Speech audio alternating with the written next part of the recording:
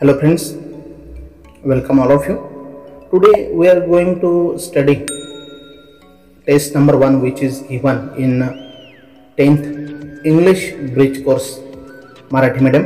इयत्ता 10वीच्या Marathi मीडियमसाठी bridge course या पुस्तकामध्ये जी पहिली टेस्ट दिलेली आहे ती आज आपण पाहणार आहोत. मित्रांनो, याआधी आपण 1 ते 14 ॲक्टिव्हिटीज पाहिलेल्या आहेत. या 1 ते 14 ॲक्टिव्हिटीजवर आधारित आजची ही टेस्ट आहे. इट इज फॉर 20 मार्क्स, 20 मार्कांसाठी आहे. याच्यामध्ये पहिला प्रश्न आपण पाहणार आहोत. Question number 1A, complete the sentences by guessing the proper word.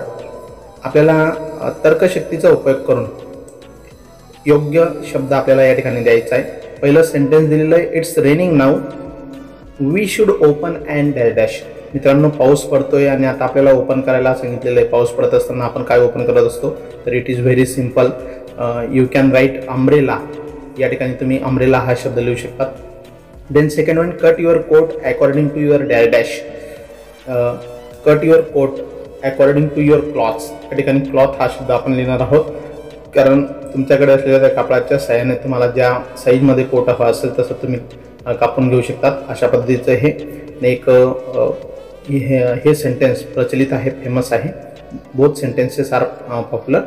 Now B question, read the passage and write a summary of it. Suggest a suitable title for the summary.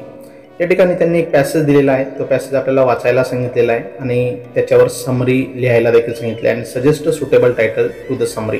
आणि समरीला योग्य समर्पक असं टायटल सुद्धा द्यायला सांगितले. 3 मार्कांसाठी. Paragraph मी वाचतोय मित्रांनो, काळजीपूर्वक लक्ष द्या. There are times when the night sky glow with bands of colour. The bands may begin as cloud shapes and then spread into a great arc across the entire sky. They may fall in folds like a curtain drawn across the heavens. The lights usually grow brighter, then suddenly dim. During this time, the sky glows with pale yellow, pink, green, violet, blue, and red. These lights are called the aurora borealis. Some people call them the northern lights. Scientists have been watching them for hundreds of years. They are not quite sure what causes them. In ancient times, people were afraid of the lights. They imagined that they saw fairy dragons in the sky. Some even concluded that the heavens were on fire. तर अशा प्रकारचा एक छोटासा परिच्छेद या ठिकाणी दिलेला आहे. There are times when the night sky glow with the bands of colour. अशा पद्धतीचा हा पॅरेग्राफ, याच्यावरची समरी आपण लिहिणार आहोत आणि ती समरी आपण अशा पद्धतीने लिहू शकतो मित्रांनो. Title of the summary, heavenly colours. Sometimes a night sky blow with different colours which may fall in fold like a curtain or grow brighter and dim. These are called aurora borealis as well as northern lights. Through scientists watch them from many years, they were failed to give the cause. अशा प्रकारे आपण दिलेल्या परिच्छेदाचं समरीमध्ये रूपांतर करू शकतो.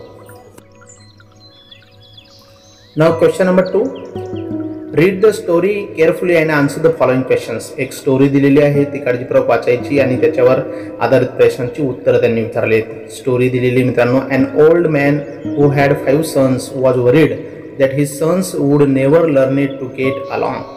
एक म्हातारा माणूस होता, ज्याला 5 मुलं होती. त्यांच्या बाबतीत तो चिंतातूर होता आणि त्यांच्या शिक्षणाच्या बद्दल असेल, त्यांच्या भविष्याबद्दल त्याला नेहमी चिंता असायची. He brought all of his sons together and ordered his servants to bring in a bundle of sticks. त्याने त्या 4ही मुलांना एकत्र बोलवलं आणि त्यांच्या सर्वंटला, नोकराला त्यांनी आदेश दिला का बंडल ऑफ स्टिक्स, एक काठ्यांचा बंडल त्यांनी आणायला सांगितला. He said to his oldest son break it. त्याने मोठ्या मुलाला सांगितलं का ही तोड. The son tried and tried. त्या मुलाने प्रयत्न केला, but even with all his might he was unable to break the bundle. संपूर्ण ताकदीनिशी त्याने प्रयत्न केला, परंतु त्याच्याकडनं तो बंडल काही तुटला नाही. The other son also tried. त्याच्या इतर मुलांनीही प्रयत्न केला, but none of them was successful. पण कोणालाही यश मिळालं नाही. Unite the bundle said the father.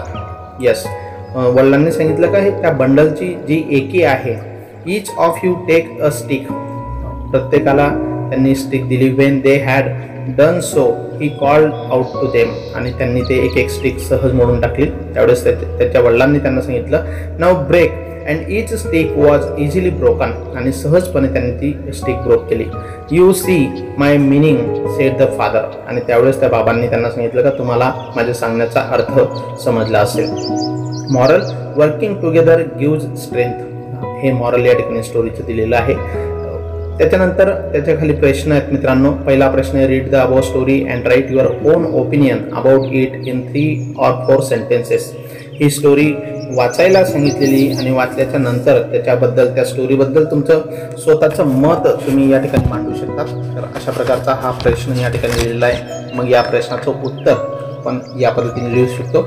This is a story which gives us moral lesson that unity is strength. We should remember this moral in our life.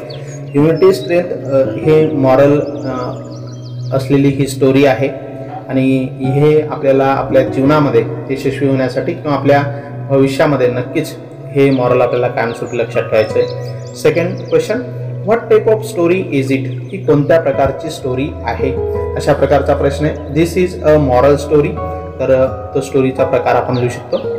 Then third one, what is the moral of the story.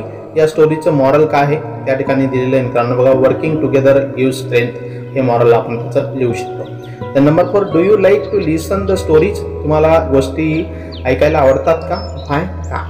तर याचं उत्तर ज्यांना आवडत असेल ऐकायला ते yes म्हणू शकतात. Yes, I like to listen the stories. मला सुद्धा गोष्टी ऐकायला आवडतात. Because it gives me pleasure as well as moral lessons. त्यामुळे मला आनंद मिळतोच, पण त्याचबरोबर मॉरल लेसन सुद्धा, नैतिक मूल्य सुद्धा शिकायला मिळतात. तर अशा प्रकारे याचं सुद्धा उत्तर आपण या ठिकाणी लिहू शकतो. Question number 3 A, do as directed. ग्रामरवर आधारित 2 मार्कांसाठी प्रश्न दिलेला आहे. First question, write a sentence of expressing surprise. आश्चर्य व्यक्त करण्यासाठी एक वाक्य या ठिकाणी लिहायला लावलंय. या ठिकाणी आपण एक्सक्लेमेटरी सेंटेन्सचा या ठिकाणी उपयोग करू शकतो. यस, अशा प्रकारे आपण लिहू शकतो. Oh my God, what a pleasant surprise. अशा प्रकारे आश्चर्य व्यक्त करण्यासाठी आपण एक सेंटेन्स या ठिकाणी लिहू शकतो. Then second one, write a sentence of expressing happiness. आनंद व्यक्त करण्यासाठी पण वाक्य या ठिकाणी लिहायला सांगितले. Hurrah, we won the match. Match, सामना जिंकल्याच्या नंतर आनंद व्यक्त करताना या ठिकाणी अशा प्रकारचं वाक्य आपण सांगू शकतो. बी प्रश्न दिलाय, write 5 to 6 lines about your best friend. तुमच्या बेस्ट फ्रेंडबद्दल 5-6 ओळी त्यांनी या ठिकाणी लिहायला सांगितल्यात. मग बेस्ट फ्रेंड या विषयावर आपण थोडक्यात या पद्धतीने लिहू शकतो मित्रांनो. My best friend, I have lots of friends. मला पुष्कळ मित्र आहेत, but Atul is my best friend. परंतु अतुल हा माझा सर्वात चांगला मित्र आहे. He studies in my school with me. तो माझ्यासोबत माझ्याच वर्गामध्ये, माझ्याच शाळेमध्ये शिकतोय. He is very intelligent and help me in studies. तो खूप बुद्धिमान आहे आणि मला अभ्यासामध्ये नेहमी मदत करत असतो. He is very kind hearted to birds and animals. पक्षी आणि प्राण्यांच्या बाबतीत तो खूप दयाळू आहे. He is good at studies as well as sports. तो अभ्यासासोबत खेळामध्ये सुद्धा निपुण आहे. He respect teachers and elders. तो शिक्षकांचे आणि वडीलधाऱ्यांचे आदर करत असतो. अँड ओबे देम, आणि त्यांची आज्ञा देखील पाळतो. I like his company very much. मला त्याचा सहवास खूप आवडतो. And feel bliss to have him in my life. आणि तो माझ्या जीवनात आल्यामुळे, म्हणजे I feel bliss to have him in my life. तो माझ्या जीवनात आल्यामुळे किंवा माझा मित्र असल्यामुळे तो एक वेगळा आनंद किंवा वरदान असल्यासारखं मला या ठिकाणी वाटतं. तर अशा प्रकारे बेस्ट फ्रेंड याबद्दल आपण या ठिकाणी लिहू शकतो. देन क्वेश्चन नंबर 4 ए, frame WH question to get the underline part as an answer. या ठिकाणी WH क्वेश्चन तयार करण्यासाठी सांगितलेलं आहे आणि अंडरलाईन केलेला पार्ट उत्तर यायला पाहिजे अशा प्रकारची सूचना आहे. या ठिकाणी 2 सेंटेन्सेस दिलेले आहेत. पहिलं सेंटेन्स आहे, Margie went in to the classroom. Margie वर्गामध्ये गेली, या अशा प्रकारचा एक सेंटेन्स आहे. आणि इन टू द क्लासरूम याला अंडरलाईन केलेली, म्हणजेच इन टू द क्लासरूम उत्तर येण्यासाठी आपल्याला प्रश्न तयार करायचे आहे. या ठिकाणी आपण व्हेअर या WH वर्डने प्रश्न विचारू शकतो. व्हेअर, त्यानंतर हेल्पिंग व्हर्ब आपण या ठिकाणी डीड घेणार आहोत. व्हेअर डीड मार्जी गो आणि क्वेश्चन मार्क. डीड आपण घेतल्यामुळे वेंटचं रूपांतर गो मध्ये केलं आपण. व्हेअर डीड मार्जी गो आणि क्वेश्चन मार्क अशा प्रकारचा प्रश्न. Then second one, these birds and lives are called flushes.